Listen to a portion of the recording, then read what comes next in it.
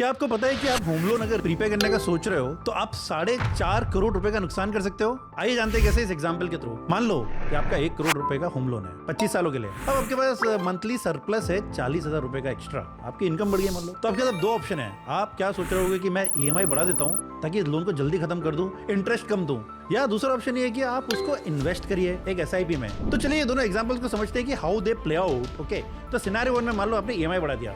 मान लो आपका EMI था 80,000 रुपीज और आपने बढ़ा दिया 1,20,000 के आसपास। विद दिस ये लोन 13 साल पहले खत्म हो जाएगा इंस्टेड ऑफ 25, और आपका इंटरेस्ट में कितनी बचत होगी? एक सॉलिड 70 लाख रुपीज के आसपास। Not bad at all. मगर सिनेरियो 2 में क्या होगा भाई साहब? आपने EMI सेम रखा 25 सालों के लिए और आपने ये जो 40,000 रुपए एक्स्ट्रा थे उसको SIP में इन्वेस्ट कर दिया एक 12% पे rest of the loan tenure के लिए। अब क्या होगा?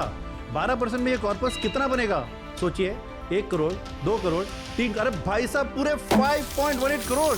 इसका मतलब एक डिफरेंस ऑफ 4.48 करोड़ रुपीस। पर आप सोच रहे होगे कि यार ये चमत्कार हुआ कैसे? क्योंकि लोन होता है रिड्यूसिंग रेट ऑफ इंटरेस्ट पे, इससे कहते हैं एमोर्टाइजेशन। मतलब आप जब भी पेमेंट करते हो तो आपका प्रिंसिपल रिड्यूस होता जाता है और उस रिड्यूसिंग प्रिंसिपल पे आप इंटरेस्ट देते हो। इन्वेस्टमेंट में क्या होता है भाई साहब? कंपाउंडिंग का इफेक्ट आ जाता है। आपके कमाए हुए रिटर्न्स पर भी इंटरेस्ट कमाते जाते हो, इसलिए आपके रिटर्न्स की वैल्यू बढ़ती जाती है। तो नेक्स्ट टाइम जब भी आपको डाउट हो कि प्रीपे या इन्वेस्ट करना है तो समझ रहे हो ना क्या करना है? 4.5 करोड़ रुपए बनाने हैं।